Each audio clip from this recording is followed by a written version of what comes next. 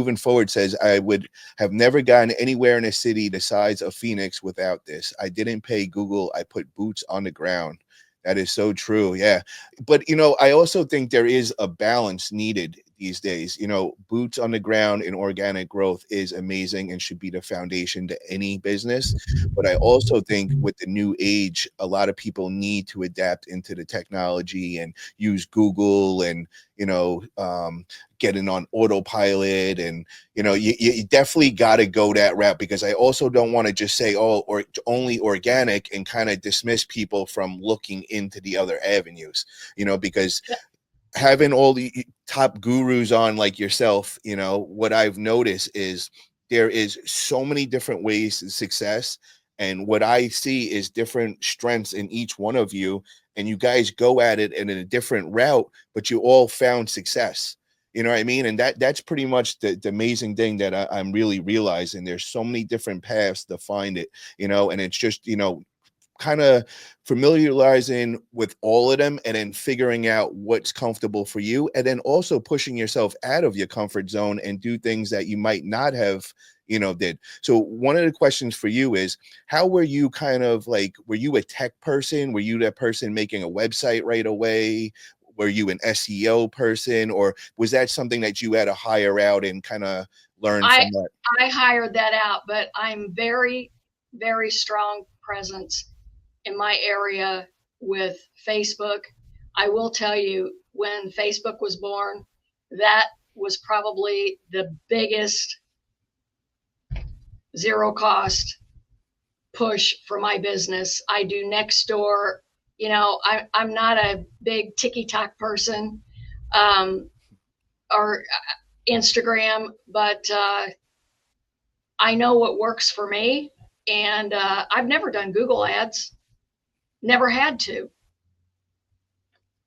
And so let me ask you, how many trucks do you run today? Like, are you still up and running with that? Because I also know you made a transition also and kind of went up to the next level and went with sanitation as well. But yeah, let me tell you this. It'll be 2 years in April that I started the weekly trash route. Okay. And I had talked to several different companies in Southern Missouri. I made really good friends with these guys that they own family-owned sanitation companies. Some of them were in junk removal, and they told me, they said, Denise, you're going to pull your hair out. Just get ready for it. And in the beginning, it was that way, and only because of our local landfill. And that's a whole nother segment that I could get into, because right now I'm in the middle of working with our state senator, our House representative. I am trying to fight against fuel surcharges on all of us haulers and all of our residential customers that have contracts with them. So, not only am I running my business every day, but I'm also trying to help the other haulers in the area that are being strived with all this additional cost that is so unfair. That's one of the topics I definitely want to hit on, because in different states, I find there is a lot of challenges like that. And I know, as far as like New York, New Jersey, not anybody can just go get into sanitation, what I mean, without somebody come knocking on the door and shaking you down in a way. But that is definitely true. I know it's a big business out. Well, they don't like me. They don't. And I will say, the Big Blue Company is the one that's in my backyard. They're very prevalent in my demographic area, and they'll smile to me, but they don't like me. And me and the GM have gone nose to nose, toe to toe, because they just raised my contract rates 45%. But yet I've got copies of my buddies' contracts that they just haul when they feel like it. They're not junk haulers. They rent dumpsters, and they do it as a side gig, because they invest in properties. And he got a $5 raise. And I'm like, what? Okay. You're obviously trying to squeeze me out. I'm no dummy. That's what you're trying to do. I mean, the whole landfill issue it's just a whole nother podcast.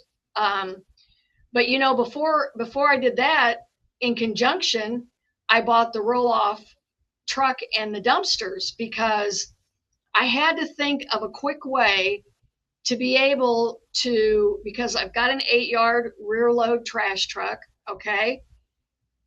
And on top of that, for instance, Monday, today, I help drive on a route, but I take my 20-yard and my F-250 trailer, and another guy takes our 18-yard Fuso single unit junk truck, and we all go different directions. So when two of these trucks come back, I'm trying to keep them out of the landfill as much as possible. So our next, the very next thing that I have to have, let me tell you what I paid in landfill fees, and I want you guys to tell me, whoever's listening, what did you pay in 2024 for landfill fees? I want to hear first. What was your total for the year? Yeah, anybody that's in here, let's hear the landfill fees for 2024. Just comment in the chat, please.